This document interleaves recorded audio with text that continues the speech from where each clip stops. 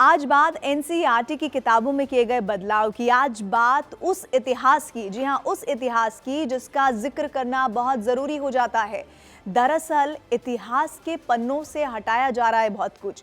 आप जानते हैं कैसे एनसीईआरटी के सिलेबस में मुगलों के कई चैप्टर क्लोज कर दिए गए हैं, लेकिन अब एनसीईआरटी की किताबों से कुछ ऐसे इतिहास और तथ्यों को डिलीट किया गया है जो छात्र पिछले कई वर्षों से पढ़ते आ रहे थे और हिंदुस्तान के अतीत में घटे कुछ ऐसे तथ्यों से रूबरू हो रहे थे जिन्हें किताबों में संभाल कर रखा गया था, पर अब उनमें से कुछ तथ्य एनसीईआरटी ने गायब कर दिए हैं।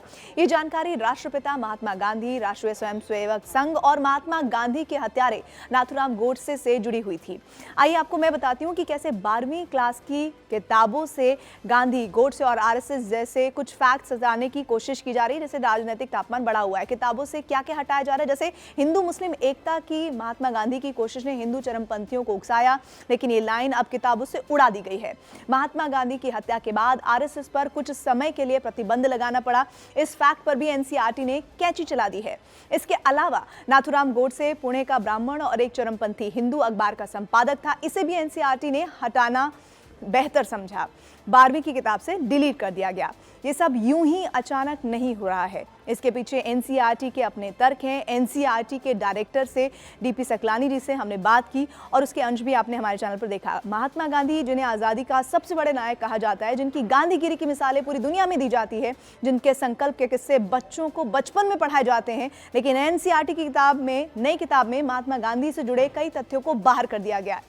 करीब 1.5 दशक से 12वीं के छात्रों को राजनीतिक विज्ञान की किताब में पढ़ाया जा रहा था कि महात्मा गांधी की हिंदू मुस्लिम एकता की दृढ़ कोशिश ने हिंदू चरमपंथियों को उकसाया कि उन्होंने गांधी जी की हत्या के कई प्रयास किए। लेकिन नए सत्र के लिए जो नई किताब आई है उनमें इस बात को शामिल ही नहीं किया गया।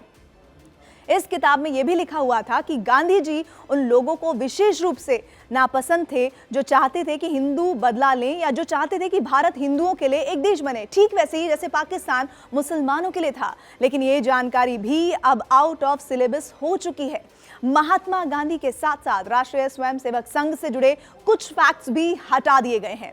अब तक 12वीं क्लास की राजनीतिक विज्ञान की किताब में यह लिखा होता था कि गांधी जी की मृत्यु का देश की सांप्रदायिक स्थिति पर बड़ा असर हुआ। भारत सरकार ने सांप्रदायिक नफरत फैलाने वाले संगठनों पर नकेल कसी। राष्ट्रीय स्वयंसेवक संघ जैसे संगठनों पर कुछ समय के लिए प्रतिबंध लगा दिया गया, लेकिन आरएसएस पर बैन वाली बात अब आपको एनसीईआरटी किताबों में ढूंढने से भी नजर नहीं आएगी। वैसे आरएसएस पर एक नहीं बल्कि 3 बार बैन लगा था, लेकिन महात्मा गांधी की हत्या के बाद आरएसएस पर प्रतिबंध लगने वाला इतिहास अब 12वीं की किताब से भाप की तरह उड़ गया है। महात्मा गांधी और आरएसएस के अलावा एक और कीवर्ड है जिससे जुड़े कुछ तथ्यों को हटा दिया गया है, और वो कीवर्ड है महात्मा गांधी का कातिल नाथूराम गोडसे। 12वीं की इतिहास की किताब themes in Indian history part 3 में नाथूराम गोडसे के बारे में लिखा हुआ था कि नाथूराम गोडसे पुणे का एक ब्राह्मण था। वो एक चरमपंथी हिंदू अखबार का संपादक था जिसने गांधी जी को मुसलमानों का तुष्टीकरण करने वाला बताया था। लेकिन अब नई किताब में गोडसे पर क्या लिखा है और किन शब्दों को हटाया गया है वो भी मैं आपको बताती हूँ। इसमें लिखा है कि 30 जनवरी की शाम को अपनी दैनिक प्रार्थना सभा में गांधी जी के एक युवक ने गोली मारकर हत्या कर दी। आत्मसमर्पण करने वाले हत्यारे का नाम नाथूराम गोडसे था, यानी गोडसे की जाति को इस किताब से डिलीट कर दिया गया। एक बात जो 100% सत्य है कि इतिहास को किताबों से हटाया तो जा सकता है, लेकिन मिटाया नहीं जा सकता। इतिहास का इस्तेमाल संदर्भों के लिए किया जा सकता है, लेकिन उसे बदला नहीं जा सकता। किताबों में इतिहास के साथ साथ एनसीईआरटी ने और भी बहुत कुछ बदला है। एनसीईआरटी की ये कैंची प्रख्यात कवियों, लेखकों और इतिहासकारों पर भी चली है। समाजवादी पार्टी के अध्यक्ष अखिलेश यादव ने लिखा है, राम की शक्ति पूजा जैसी कालजयी रचना के लेखक सूर्यकांत त्रिपाठी निराला जी की एक रचना को एनसीईआरटी के पाठ्यक्रम से हटाया जाना अत्यंत आपत्तिजनक है। बीजेपी सरकार स्पष्टीकरण दे और तुरंत यूपी के अन्य कवियों की हटाई गई रचनाओं को भी फिर से शामिल करे। तो आप इस बारे में क्या सोचते हैं? एनसीईआरटी के इस कदम के पीछे क्या वजह आपके लिहाज से है? आप जरूर हमें बताइएगा।